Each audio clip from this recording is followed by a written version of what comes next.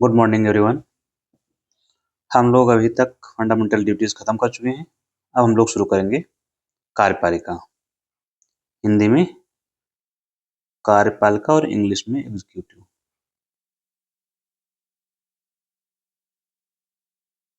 यहाँ पर कुछ बातें हमारे लिए जानना आवश्यक है। जैसे कार्यपालिका का उल्लेख मुख्य रूप से संविधान के भाग 5 में है। इसका नाम क्या है? भाग 5 का संघ। इसी में कार्यपालिका का उल्लेख है। और इस संविधान का भाग 5 शुरू कहाँ से होता है? अनुच्छेद 52 से 151 तक। तो ये हो गए। और इसमें ये संघ जो पार्ट का नाम है, इसका मतलब क्या हुआ? इसमें कौन कौन से जो है उनकी संवैधानिक जो संस्थाएं उनकी चर्चा की गई है। तो जैसे पहली चर्चा आपको इसमें मिलेगी राष्ट्रपति की।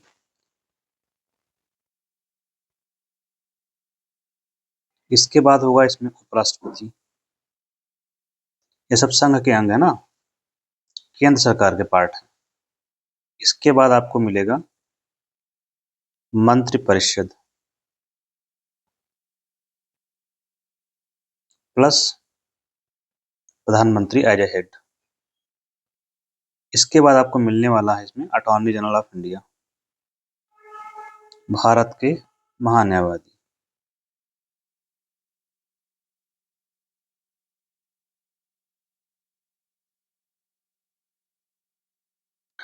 संघ में ये हो गई संघ की कार्यपालिका की चर्चा।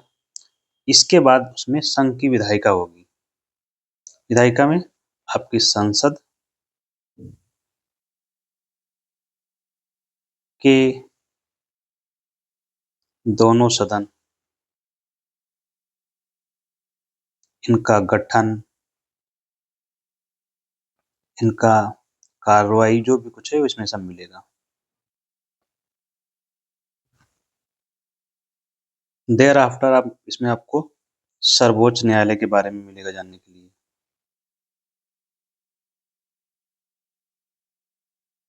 ये 124 से स्टार्ट होता है। अगर आर्टिकल है तो 124 से स्टार्ट होके ये 145, 46, 47, 147 तक जाता है संभवतः। ठीक है। इसके बाद आपका सीएजी मिलेगा इसमें।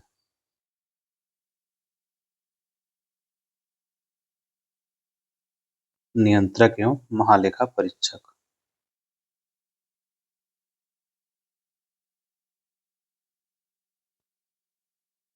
ये आपका है 148 से 51 तक। महान्यायवादी से जुड़ा हुआ एक ही आर्टिकल है। कौन सा?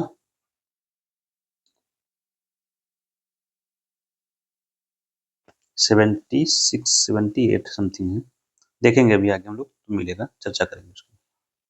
तो ये मुख्य आर्टिकल इसमें कवर होंगे भाग 5 के अनुच्छेद 52 से 151 तक। हम वन बाय वन स्टार्ट करते हैं। चलिए शुरू करते हैं। पहले हमें ये समझना होगा, राज्य से शुरू करते हैं कि राज्य क्या होता है। देयर आफ्टर हम अंदर घुसते हैं। राज्य, राज्य वो होता है जिसके घटक होते हैं 4। राज्य के 4 तत्व होते हैं या घटक होते हैं।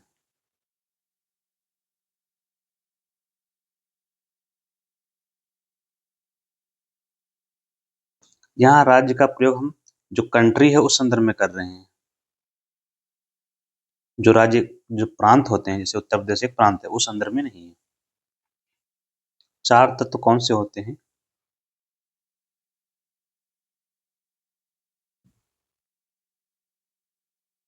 जैसे भारत एक क्या है?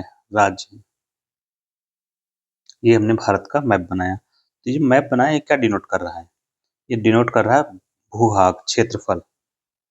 तो राज्य का एक पहला अंग हो जाएगा भूभाग, निश्चित भूभाग हो। फिर यहाँ पर रहने वाले कुछ लोग हों।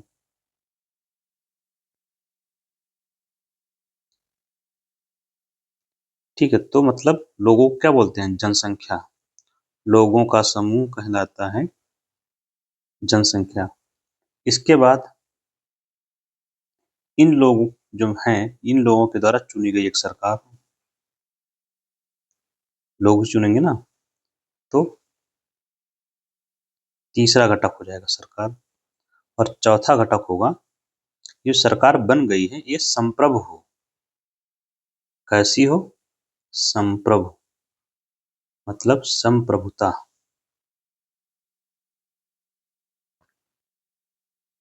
तो ये चार होते हैं राज्य के लक्षण होने चाहिए। संप्रभुता के बारे में लोग चर्चा कर चुके हैं, फिर भी निर्णय लेने की क्षमता,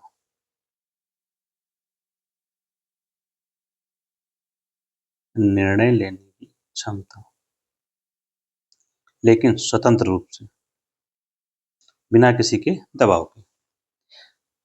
अब हम चार तत्व याद रखेंगे, एग्जाम में पूछा ही जाता है। हमारी चर्चा करनी है सरकार की। सरकार के अंग या सरकार के घटक, ये क्या होते हैं? सरकार के भी तीन घटक होते हैं। एक है विधायिका,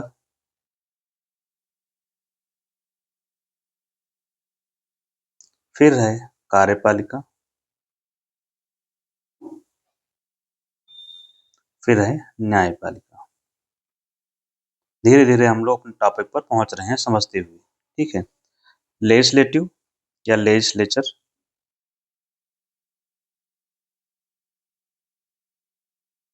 एग्जीक्यूटिव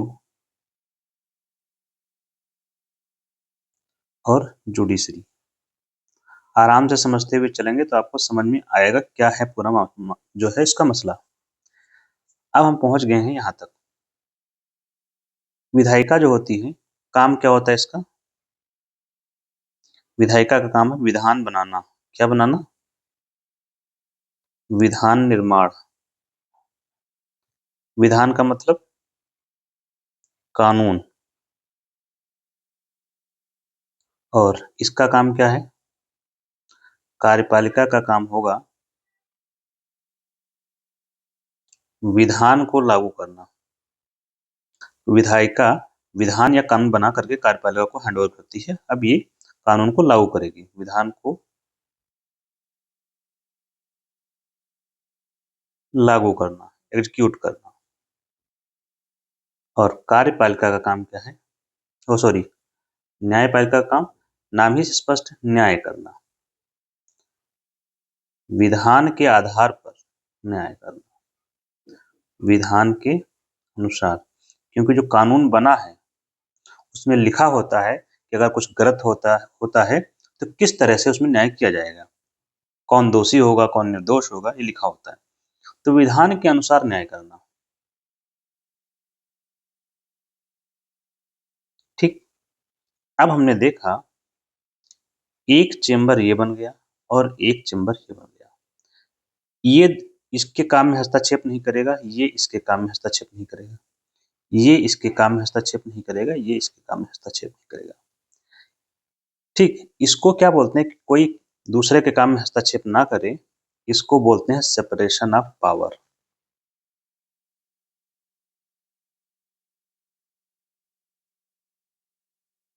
क्या बोलते हैं? सेपरेशन ऑफ पावर, शक्तियों का पृथक्करण।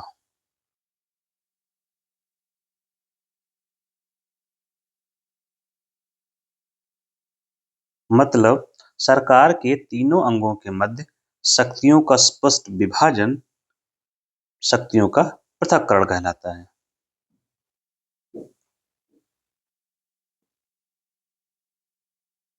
सरकार के तीनों अंगों के मध्य शक्तियों का विभाजन, ये हो गया शक्तियों का पृथक्करण, कि अपना अपना काम तीनों लोग करेंगे, कोई किसी के काम में हस्तक्षेप नहीं करेगा। हम चर्चा कर रहे हैं कार्यपालिका की। तो विधायिका के अंतर्गत कौन आता है, एक ये पता हो जाए तो हमें आसानी हो जाएगी। जैसे विधायिका का मतलब हुआ कानून कौन बनाता है, संसद। संसद के 2 सदन हैं, लोकसभा और राज्यसभा, ये विधायिका है। राज्यों में अगर देखोगे तो विधानमंडल जो होता है वो है। कार्यपालिका का मतलब प्रधानमंत्री प्लस उनकी जो मंत्रिपरिषद है, ये कार्यपालिका का हिस्सा है। न्यायपालिका का मतलब क्या है, supreme court, high court and lower court, या लोअर कोर्ट का सबऑर्डिनेट कोर्ट, अधीनस्थ न्यायालय।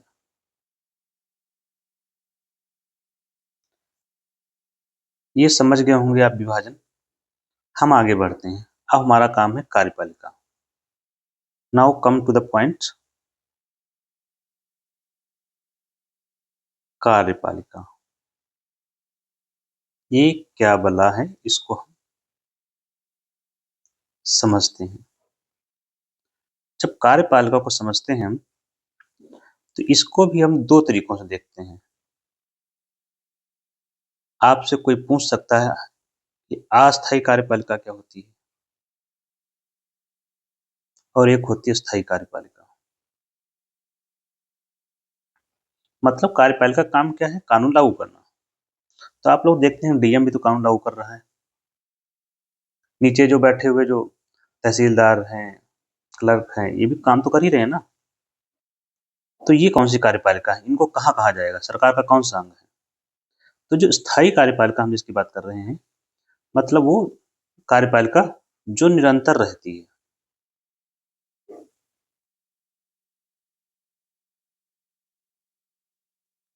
स्थायी रहती, बदलती नहीं है। ये वो लोग हैं जिसको हम बोलते हैं ब्यूरोक्रेसी।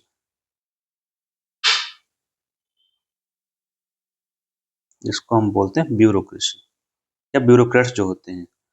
अब इसमें कैबिनेट सेक्रेटरी से लेकर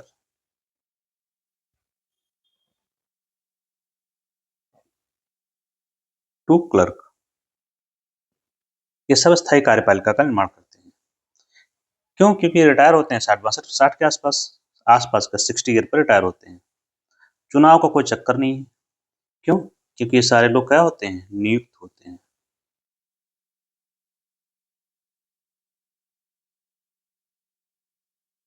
अब इधर आते हैं अस्थायी कार्यपालिका। ये क्या होती है, अस्थायी कार्यपालिका में कौन कौन शामिल है, आपका प्रधानमंत्री प्लस मंत्री,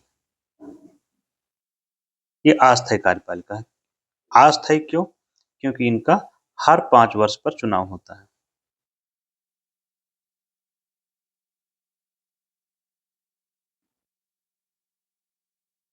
तो ये परमानेंट नहीं है, बदलती रहती है। प्रधानमंत्री प्लस मंत्री।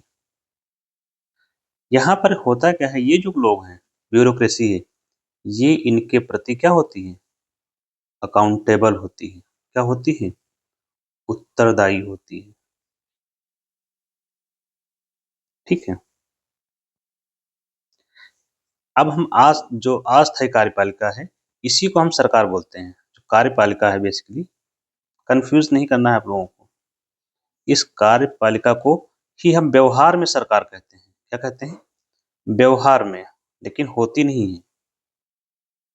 व्यवहार में इसे ही सरकार कहते हैं। जैसे हम लोग कहते हैं इसमें नरेंद्र मोदी की सरकार है, तो वो कार्यपालिका की हम बात करते हैं बेसिकली। अदरवाइज सरकार में 3 चीजें हैं, संसद भी है, मतलब हाँ संसद भी है, प्रधानमंत्री भी हैं और न्यायपालिका भी है।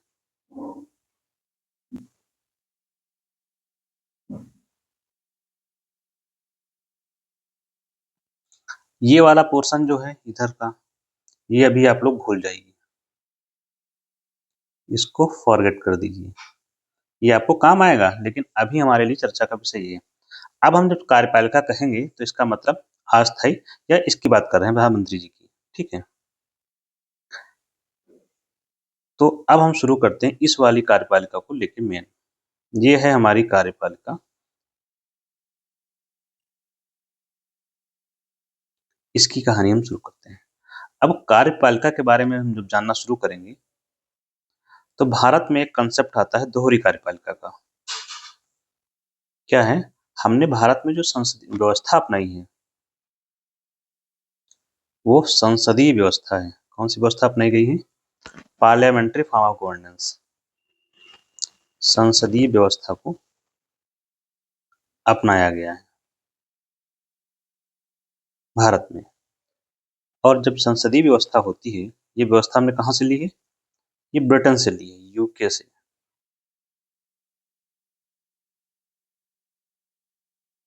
यूके से प्रेरित है। और संसदीय व्यवस्था में जो कार्यपालिका के प्रमुख होते हैं वो दो होते हैं। इसको बोलते हैं दोहरी कार्यपालिका होती है। कार्यपालिका के दो प्रमुख होते हैं।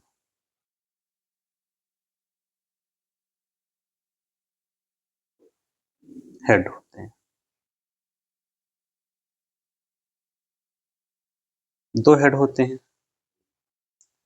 तो दो हेड जो होते हैं, एक होता है वास्तविक प्रमुख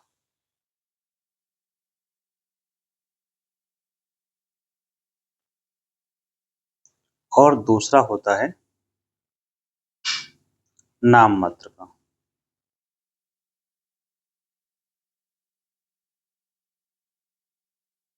जो नाम मात्र का प्रमुख है इसको बोलते हैं,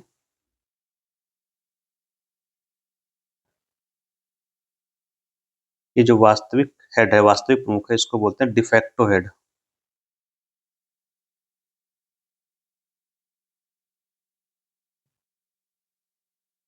क्या बोलते हैं इसको? De facto head. और नाम मात्र का जो होता है उसे उसे बोलते हैं डिजूरे।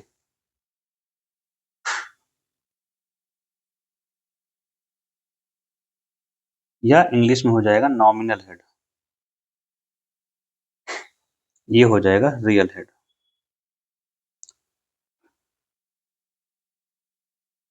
ये दो लोग कौन से हैं? मतलब जो वास्तविक हेड होता है इसके पास होती हैं वास्तविक शक्ति, इसके पास होती है।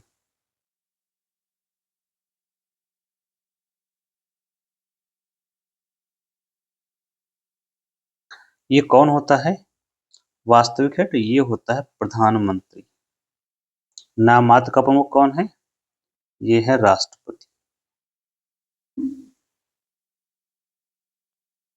ब्रिटेन के संदर्भ में यूके में क्या है? वहां पर जो किंग है, राजा या रानी। और वहां पर यूके में प्राइम मिनिस्टर वास्तविक हेड होता है। यहाँ भी लिख ही देते हैं यूके में। तो ये हो गया, आपने कार्यपालिका समझा। कार्यपालिका के दो प्रमुख होते हैं, एक वास्तविक हेड होता है, दूसरा नाम मात्र का प्रमुख। इसी को बोलते हैं भारत में दोहरी कार्यपालिका है।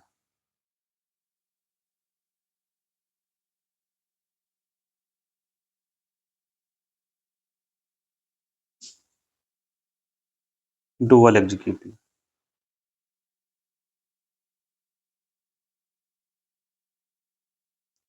अब हम चलेंगे, राष्ट्रपति से शुरू करेंगे। तो हमारा टारगेट शुरू होता है अब। वो सारे कंसेप्ट थे जो आपसे पूछे जाते हैं, वो आपको पता होना चाहिए ताकि आप स्पष्ट रूप से क्वेश्चंस लगा सकें। तो शुरू करते हैं प्रेसिडेंट। प्रेसिडेंट क्या होता है? हमारा अनुच्छेद 52 कहता है कि भारत का एक राष्ट्रपति होगा। भारत का एक राष्ट्रपति होगा। अनुच्छेद 53 में क्या प्रावधान है? अनुच्छेद 53 स्पष्ट रूप से कहता है समस्त कार्यपालिकाई शक्तियां।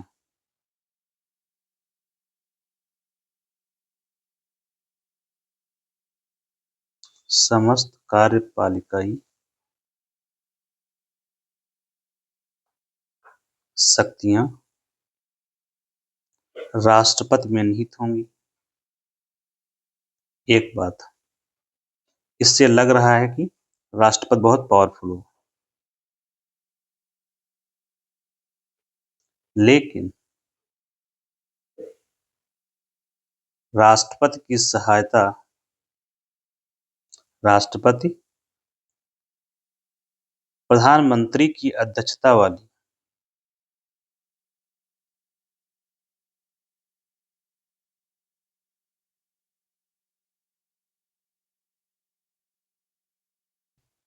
मंत्रिपरिषद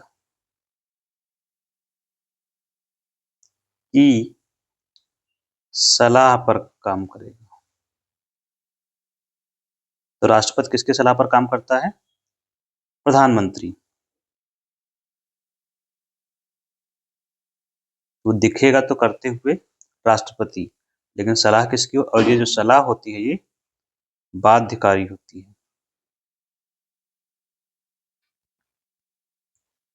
और इसी में ये भी है, राष्ट्रपति तीनों सेनाओं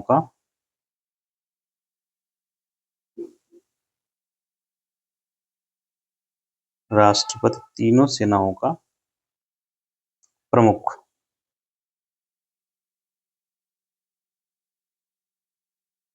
होता है। तो ये बेसिक आर्टिकल हो गए अनुच्छेद राष्ट्रपति के बारे में। अब हम राष्ट्रपति के बारे में शुरू करते हैं एक एक करके। पहले हम शुरू करेंगे राष्ट्रपति का जो निर्वाचन होता है वो कैसे होता है। निर्वाचन से पहले राष्ट्रपति बनने की योग्यता क्या है?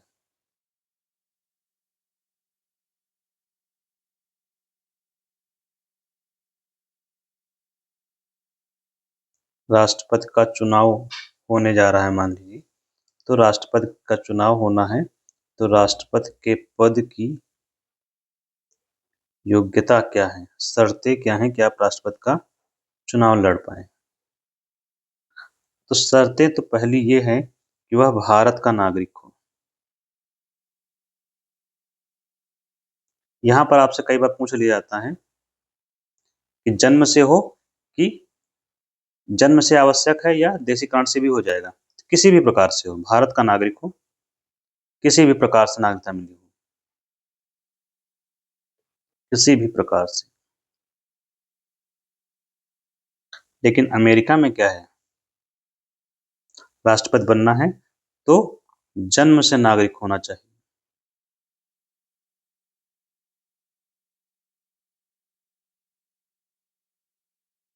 मतलब जिसका जन्म अमेरिका में हुआ हो।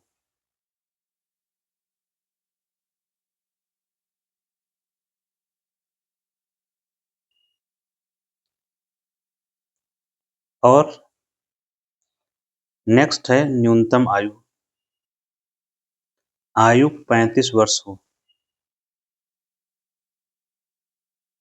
न्यूनतम आयु, प्लस लोकसभा का सदस्य बनने की योग्यता हो। एक साथ ही लिख दिया गया, लोकसभा सदस्य बनने की योग्यता हो।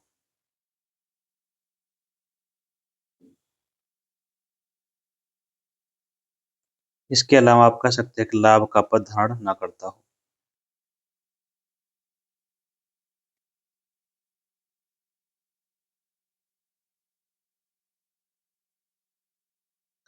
ये हो गई पद की योग्यता।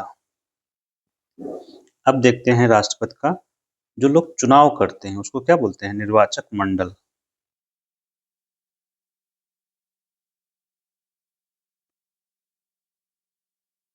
निर्वाचक मंडल, इंग्लिश में क्या हो जाएगा? Electoral college.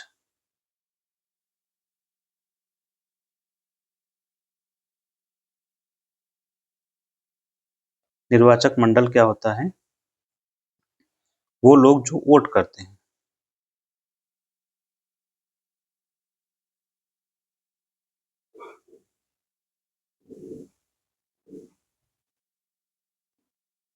वोटर का जो समूह होता है निर्वाचक मंडल कहलाता है। तो यहाँ वोटर कौन है? यहाँ वोटर होंगे सांसद और विधायक। लेकिन यहाँ हमें ध्यान रखना है, जो राष्ट्रपति के द्वारा नियुक्त हैं वो नहीं होंगे। तो सांसद में निर्वाचित सांसद लिखना है। कौन से सांसद? निर्वाचित सांसद। मतलब ये यहाँ पर नोट में लिखेंगे, जो नामित सदस्य होते हैं वो इसका भाग नहीं होते। नामित सदस्य या नाम निर्देशित सदस्य, जैसे कि राज्यसभा में होते हैं 12, इसमें शामिल नहीं।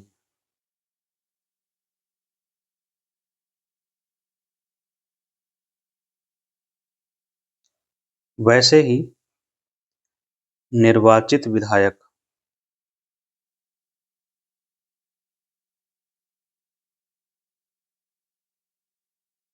कहाँ होते हैं? राज्य विधानसभा में। तो वहां भी जो नियुक्त वाले हैं वो शामिल नहीं होंगे। राज्य विधान सभा। निर्वाचित विधायक का यहाँ तात्पर्य क्या है? यहाँ निर्वाचित विधायक से बेहतर शब्द लिख देते हैं विधानसभा के सदस्य। क्यों? क्योंकि वहां पर एक दिक्कत क्या आती है, विधान परिषद के जो सदस्य होती हैं वो भी विधायक कहलाते हैं। तो विधानसभा के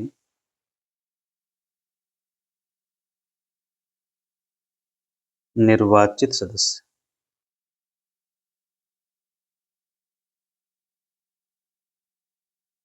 विधानसभा कहाँ होते हैं? राज्यों की, सभी राज्यों की। कई बार इसमें स्पष्ट करना पड़ जाता है, क्योंकि हमने लिखा राज्यों की विधानसभाएं, तो यूटी की विधानसभाएं इसमें शामिल नहीं होंगी। तो अब लिखेंगे दिल्ली,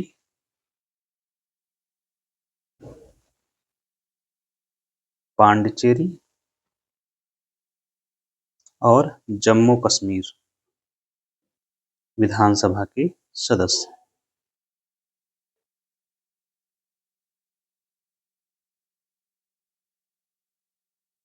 ये हो गया राष्ट्रपति का निर्वाचक मंडल। इतने लोग शामिल होते हैं। कौन कौन? एक निर्वाचित सांसद, इसमें लोकसभा और राज्यसभा दोनों शामिल हैं। लोकसभा प्लस राज्यसभा। तो ये पूछा जाता है निर्वाचक मंडल, और इसका जो अनुच्छेद कौन सा है? अनुच्छेद 54 में वर्णित है।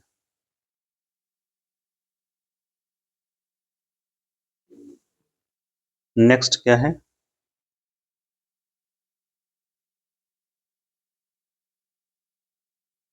चुनाव की विधि कौन सी है? ये लोग वोट करेंगे।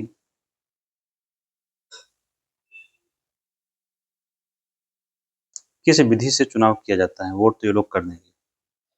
तो चुनाव की विधि, एक तो राष्ट्रपति का चुनाव होता है अप्रत्यक्ष चुनाव। कौन सा होता है? अप्रत्यक्ष।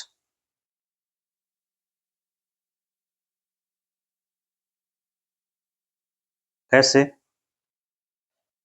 क्योंकि राष्ट्रपति का चुनाव में सीधे जनता भाग नहीं लेती, जनता या नागरिक।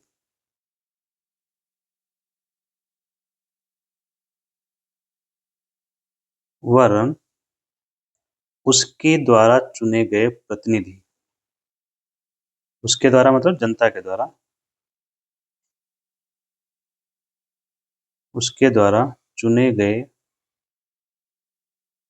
प्रतिनिधि चुनाव में भाग लेते हैं।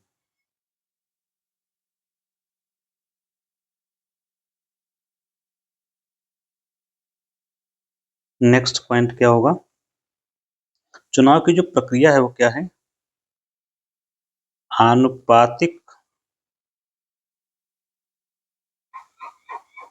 प्रतिनिधित्व प्रतिनिधित्व, आनुपातिक प्रतिनिधित्व,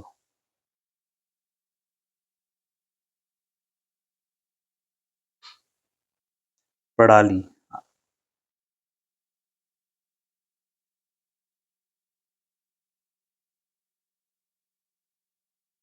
की एकल संक्रमणीय मत पद्धति के द्वारा,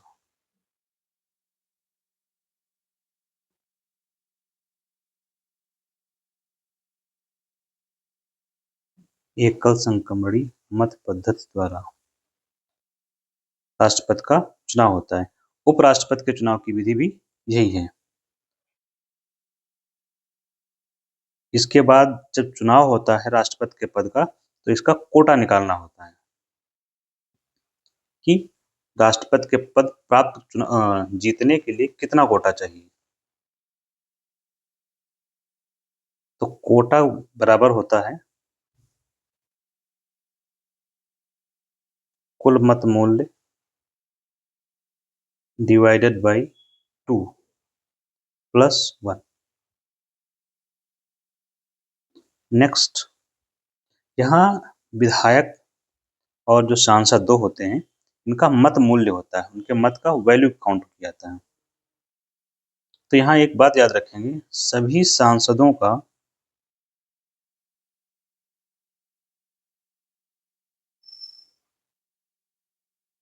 मत मूल्य, उनके वोट का मूल्य बराबर होता है।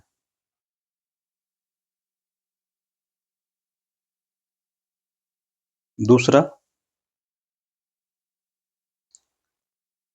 सांसदों और विधायकों का मत मूल्य अलग अलग होता है।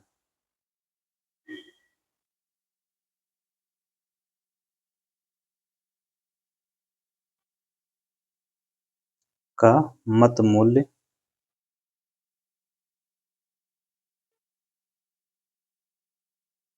भिन्न भिन्न होता है। तीसरी बात, एक राज्य के भीतर एक राज्य के विधायकों का मूल्य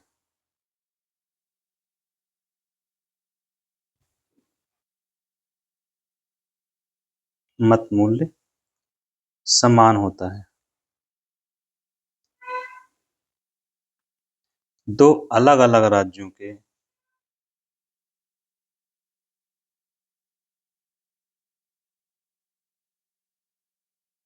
विधायकों का मत मूल्य अलग अलग।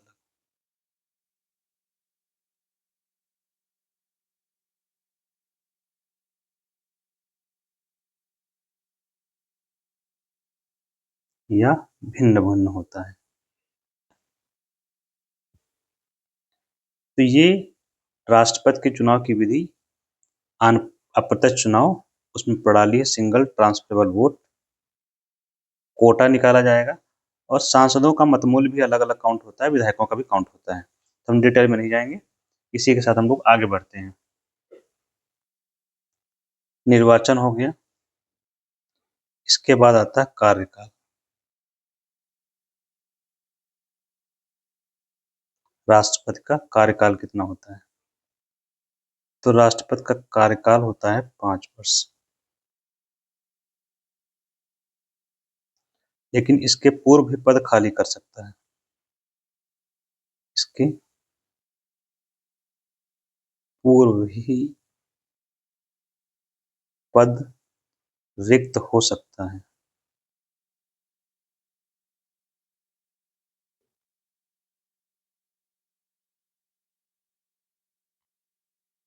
कैसे? एक तो इस्तीफा देकर, ये इस्तीफा किसको देगा राष्ट्रपति? उपराष्ट्रपति को।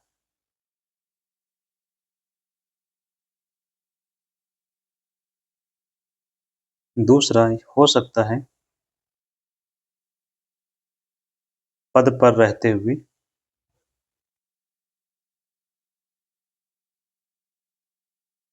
मृत्यु की स्थिति में, और तीसरा हो सकता है महाभियोग द्वारा।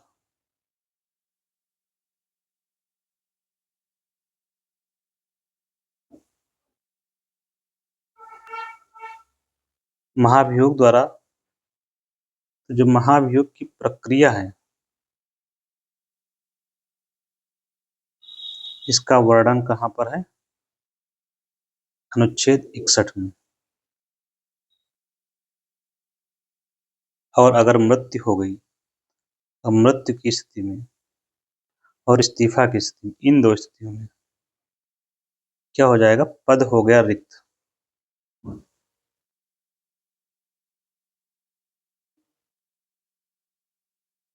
अब पद रिक्त हो गया तो इसके बाद पद को कौन संभालेगा? उपराष्ट्रपति।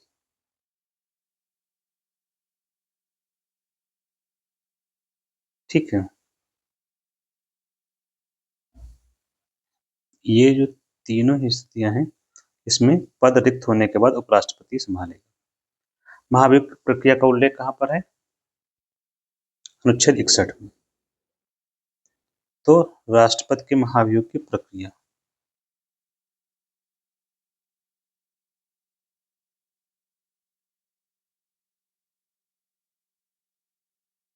मैं इसी को कंटिन्यू कर देता हूं।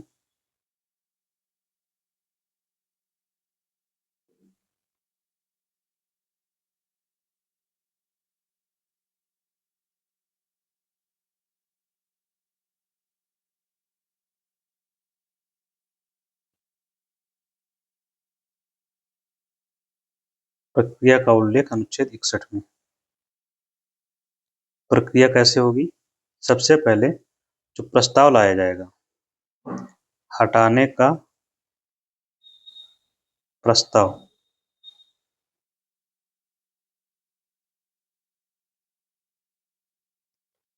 लाने से 14 दिन पूर्व सूचना देनी होगी। किसको? राष्ट्रपति को। प्रस्ताव किसी भी सदन में ला सकते हैं।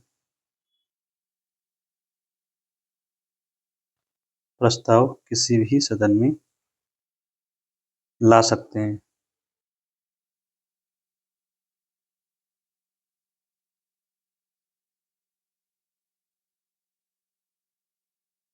और उस प्रस्ताव को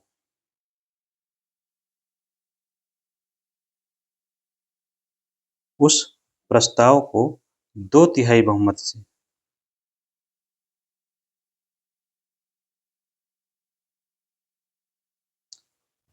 दोनों सदनों द्वारा पारित करना होगा।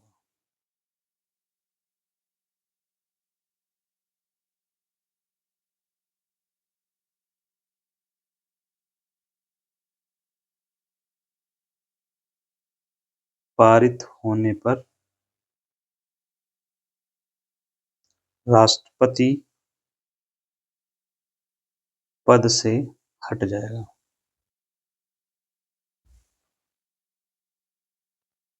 लेकिन एक सदन जब पारित कर देगा 2/3 से, फिर दूसरे सदन में प्रस्ताव जाएगा, तो जो दूसरा सदन होगा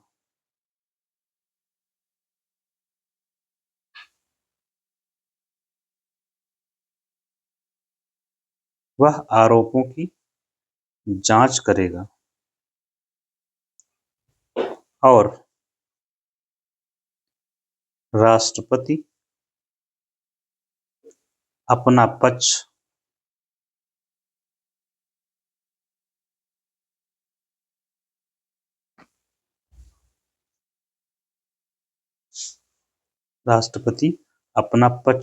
रख सकेगा।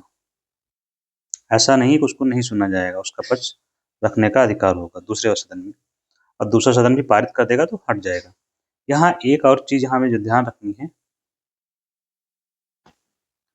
हटाने का आधार क्या होगा? राष्ट्रपति को पद से हटाने का आधार एक ही आधार है, वो है संविधान का अतिक्रमण।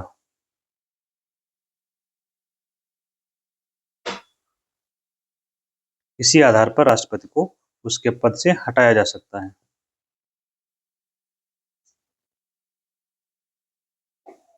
नेक्स्ट अब हम लोग चलते हैं, इस तरह से इसे पद से हट जाएंगे।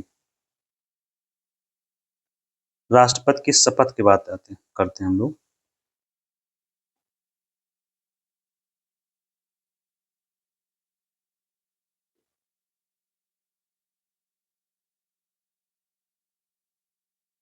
शपथ, राष्ट्रपति की शपथ का उल्लेख कहाँ पर है? अनुच्छेद 60 में। इसका मतलब एक क्वेश्चन आता है कि तीसरी अनुसूची में उसकी शपथ का उल्लेख नहीं है, क्योंकि तीसरी अनुसूची में सभी शपथ हैं, सभी की शपथें हैं, लगभग लोगों की शपथें हैं यहाँ।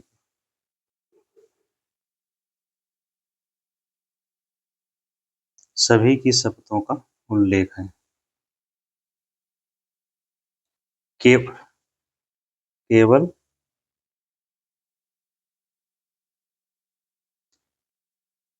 राष्ट्रपति और उपराष्ट्रपति को छोड़कर।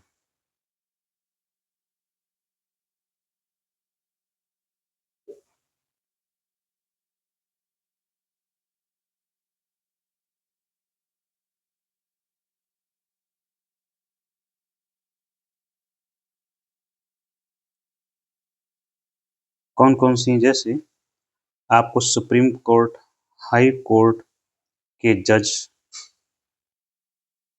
या चीफ जस्टिस,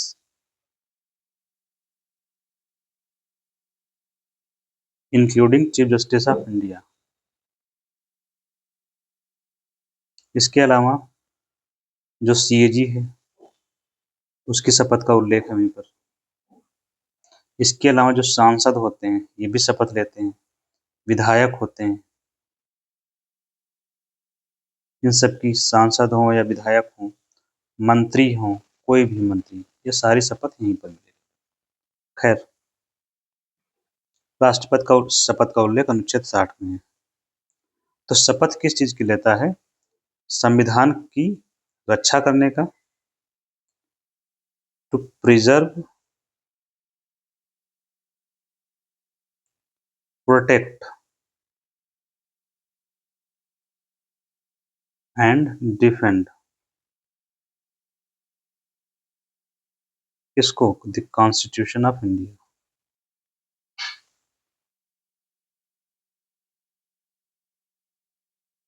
भारत के संविधान की रक्षा करेगा, संरक्षण, preserve, protect and defend English में याद कर लीजिए। तो ये हो गई इनकी शपथ। अब हम लोग शुरू करते हैं, कार्य क्या है।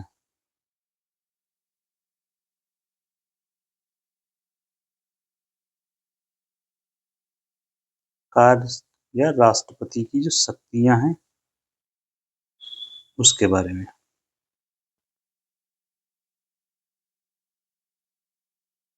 राष्ट्रपति की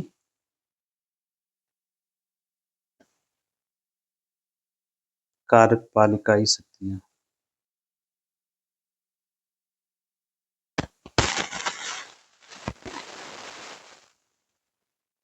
क्या है इसमें? तो कार्यपालिका के समस्त कार्य इसी के नाम से होते हैं।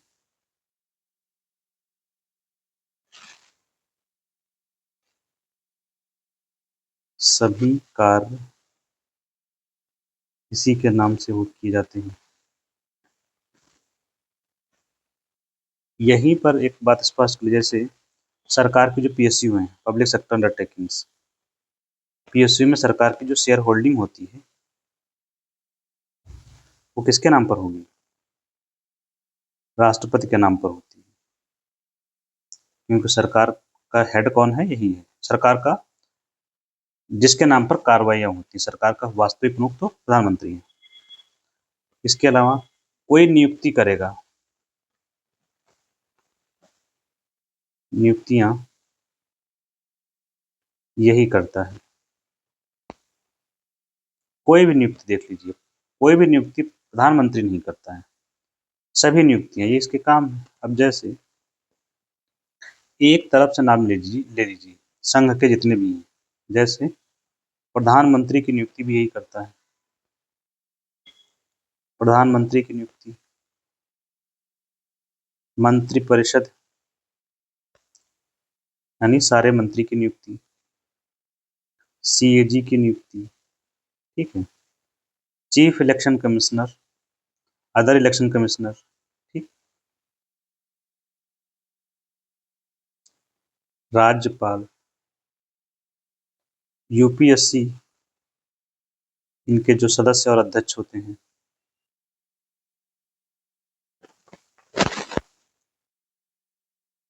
ये तो संवैधानिक हो गया। वित्त आयोग,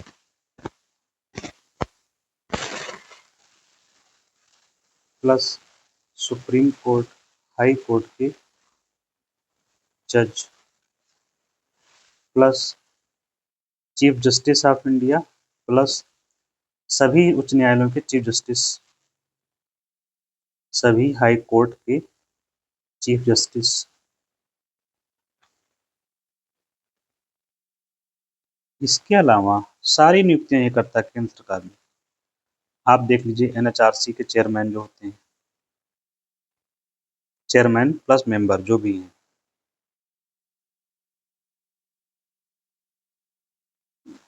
एक्स ऑफिशियो छोड़कर, चीफ इंफॉर्मेशन कमिश्नर, इसके अलावा जो क्या नाम है लोकपाल हैं, इनके अध्यक्ष और सदस्य,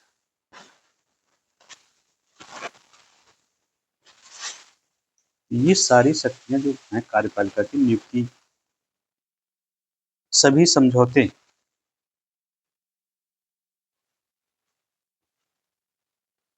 सभी अंतरराष्ट्रीय,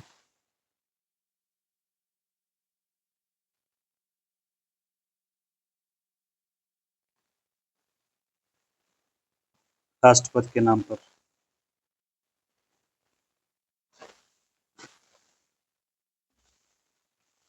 जो डिप्लोमेट आते हैं या हम भेजते हैं वो सब राष्ट्रपति के नाम पर ही होते हैं। ये हो गए कार्यपालिकाई शक्तियां। नेक्स्ट क्या है, राष्ट्रपति की क्षमादान शक्ति।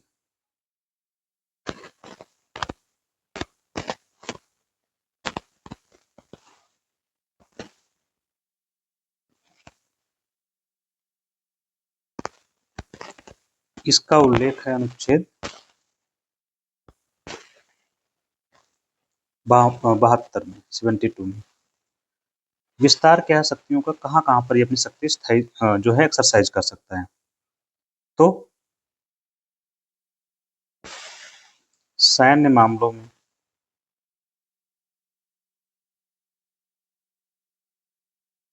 प्लस मृत्युदंड के मामले में,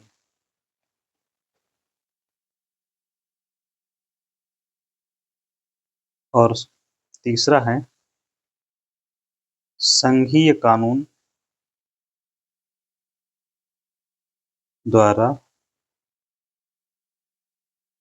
दी गई सजा के संबंध में।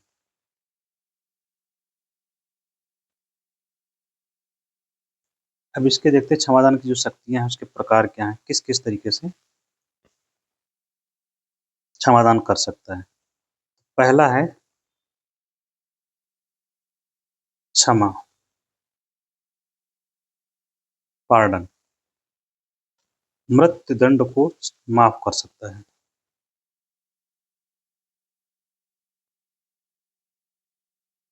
इसका मतलब क्या हुआ, उसे दोष मुक्त कर सकता है। दोष मुक्त का मतलब ऐसी स्थिति कि उसने अपराध किया ही नहीं, तो उसको जो लाभ मिल सकते हैं बहुत सारे वो मिल जाते हैं, चुनाव लड़ना और अन्य लाभ। यहाँ पर नोट कर लेंगे एक चीज, राज्यपाल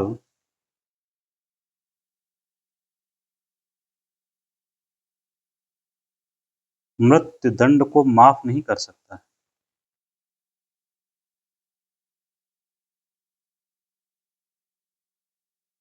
माफ नहीं कर सकता है। उसके पास भी पावर होती है लेकिन वो माफ नहीं कर सकता।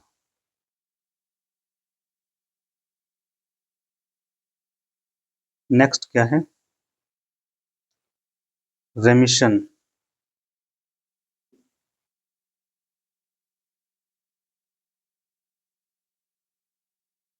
रेमिशन या परिहार, इसमें क्या होता है, जो सजा की अवधि होता है, सजा की अवधि में कमी,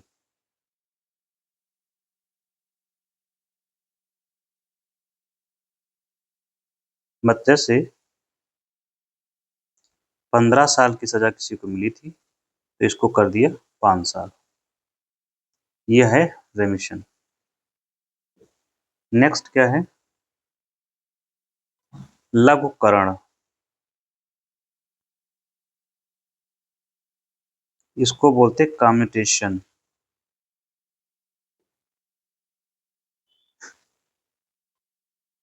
इसमें क्या करता है, क्या करते हैं, क्या पावर है, सजा की प्रकृति बदल जाती है। सजा की अवधि ऊपर वाले में, सजा की प्रकृति में बदलाव होता है।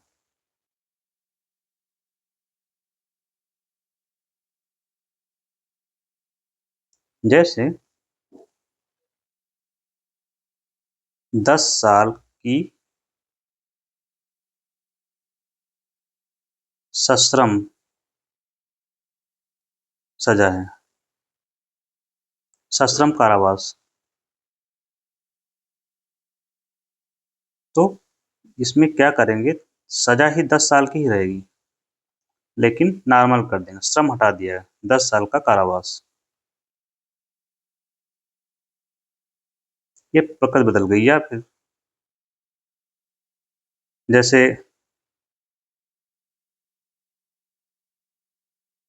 सश्रम कारावास, रिगरस इम्प्रिजनमेंट। कठोर कारावास तो सश्रम में क्या कठोर वाला होता है, ये सरल कारावास। तो प्रकृति बदलेगी, पीरियड नहीं बदलेगा, समय नहीं बदलेगा। ठीक है।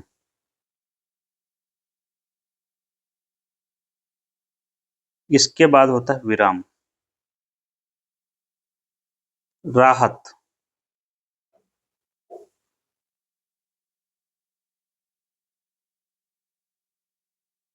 विशेष परिस्थितियों में,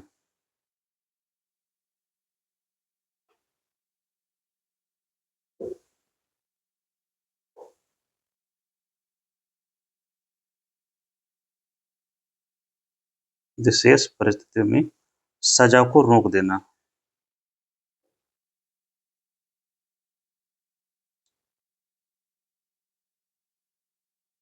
जैसे हो सकता है कोई प्रेग्नेंट महिला हो तो उसको सजा नहीं दी जा सकती क्योंकि बच्चा भी है, या कोई हो सकता है कैंसर पीड़ित है, या कोई और सजा हो गई, तो ऐसी विशेष परिस्थिति में उसकी सजा को रोक दिया जाता है, उसको राहत दी जाती है। पांचवा होगा प्रविलंबन।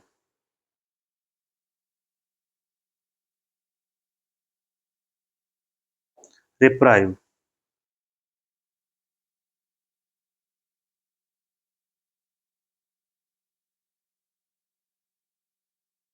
सजा निलंबित करना, सस्पेंड करना।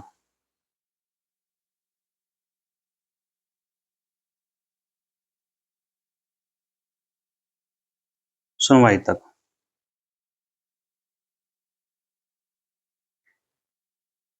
तो ये हो गए जो राष्ट्रपति की न्यायिक शक्ति या क्षमादान की शक्ति है। राष्ट्रपति की क्षमादान की शक्ति या न्यायिक शक्ति।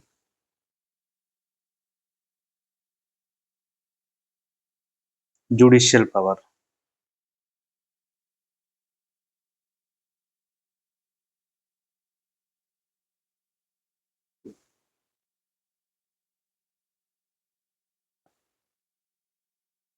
अब देखते हैं राष्ट्रपति की सैन्य शक्ति। तो तीनों सेनाओं का कमांडर होता है।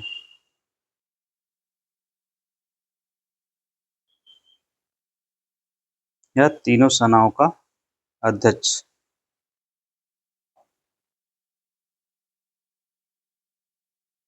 प्लस युद्ध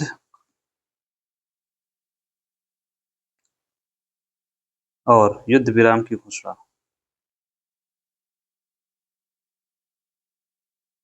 युद्ध और युद्ध विराम की जो घोषणा करता है वो राष्ट्रपति करता है।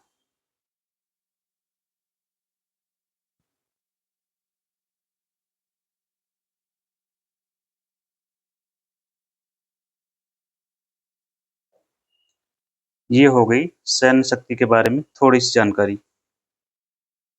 इसके बाद राष्ट्रपति की विधायी शक्ति।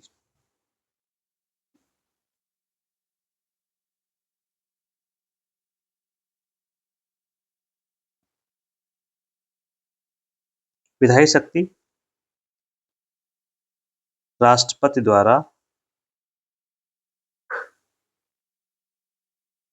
अध्यादेश जारी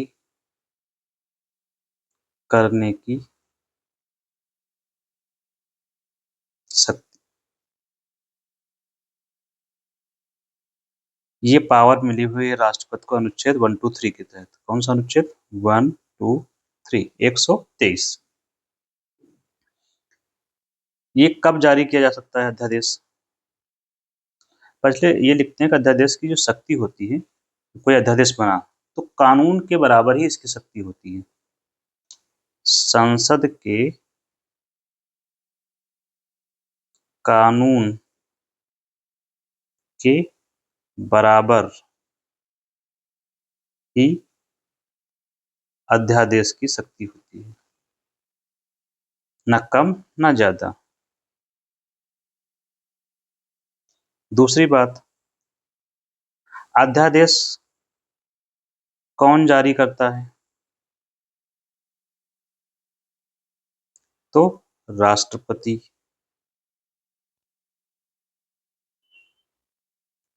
किन विषयों पर जारी कर सकता है? तो जिन पर संसद कानून बना सकती है। जिन विषयों पर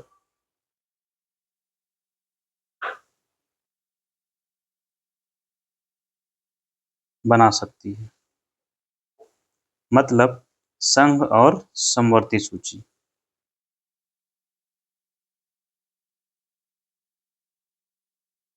के विषयों पर। कब जारी कर सकता है ये अध्यादेश? कब जारी कर सकता है? तो अध्यादेश तब जारी कर सकता है जब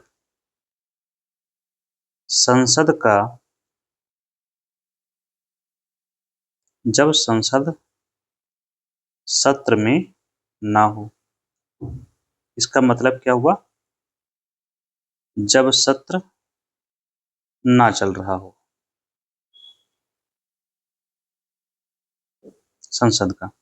इसका एक मतलब ये भी है, अगर एक जो अंग है संसद का,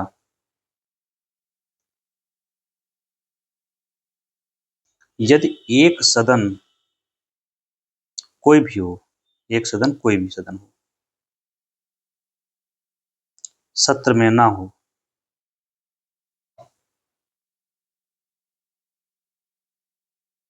तो भी जारी कर सकता है।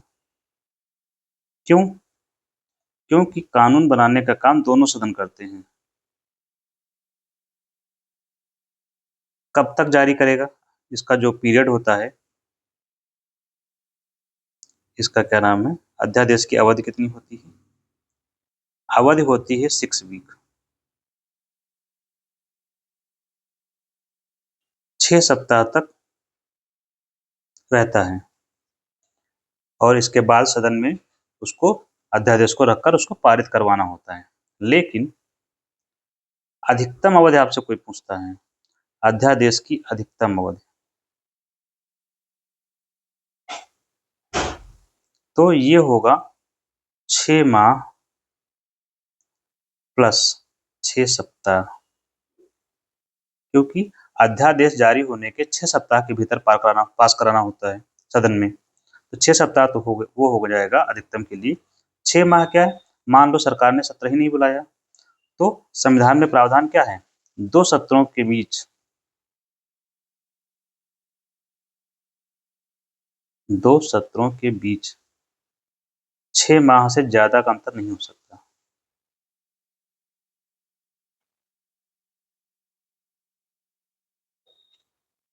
तो 6 माह में तो सत्र बुलाना पड़ेगा, इसलिए अधिकतम अवधि होती है अध्यादेश की 6 माह 6 सप्ताह बराबर 7.5 महीना कुछ लोग लिखते हैं, तो ये भी हो गया। लेकिन पीरियड आपको स्पेसिफाई यही होना चाहिए, सप्ताह। तो ये हो गया अध्यादेश। और अध्यादेश के बारे में एक बात और, इसका न्यायिक पुनरावलोकन हो सकता है, जुडिशियल रिव्यू।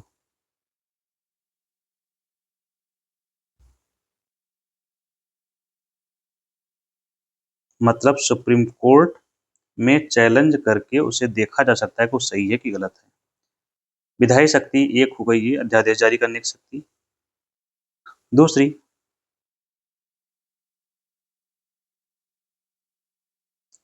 संसद का सत्र आहूत करना। संसद का सत्रावसान करना। आपसे पूछा जाता है दो चीजें, सत्राहूत और सत्रावसान, ये दोनों राष्ट्रपति करता है। दोनों क्या, एक और लिख देते हैं, लोकसभा का विघटन।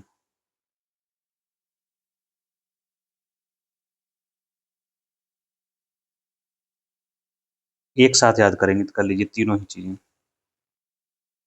ये तीनों ही काम राष्ट्रपति के हैं।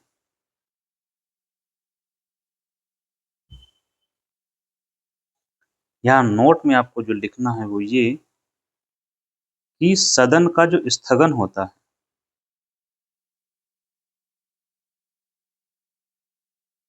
ये कौन करता है? पीठासीन अधिकारी करेगा, उस सदन का पीठासीन अधिकारी। स्थगन का मतलब होता है कार्रवाई रोकना। अगर पीठासीन अधिकारी लोकसभा की बात करेंगे और राज्यसभा में, तो सदन को स्थित कौन सा सदन करना है? लोकसभा, तो यहाँ पर स्पीकर बैठता है, वो करेगा, और राज्यसभा में सभापति बैठता है। जो भी पीठासीन अधिकारी होगा वो सदन का स्थगन करेगा, आप स्पष्ट रूप से बता सकते हैं। इसके अलावा एक काम और राष्ट्रपति करता है, संयुक्त अधिवेशन को बुलाने का काम करता है।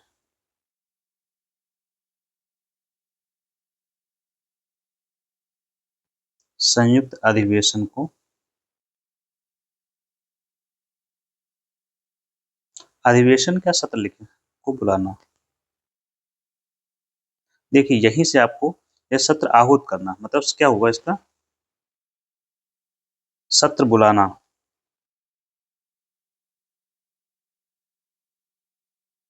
सत्र बुलाने का मतलब सभी एमपीज को संसद में बुलाना, भाई कि आप सब लोग आ जाओ, कानून बनाना है। इसी को बोलते हैं सत्र आहूत करना। सत्र बुलाएगा तो सोचिए, अगर संयुक्त सत्र होगा तब भी तो वही बुलाएगा। सत्र बुलाने का काम इसका है, तो चाहे संयुक्त हो चाहे नॉर्मल हो, वो भी यही बुलाएगा।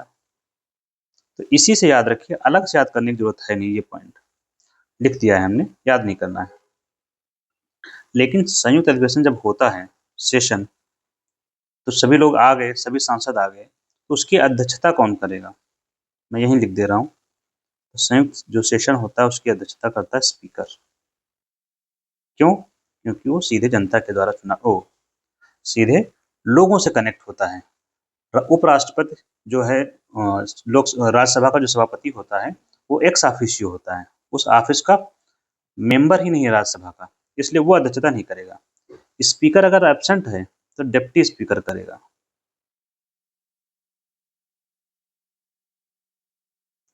और वो भी अगर नहीं है तो राज्यसभा का उपसभापति करेगा।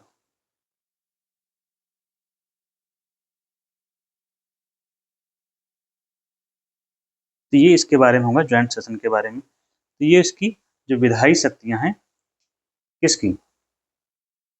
राष्ट्रपति महोदय की, वो खत्म होती हैं।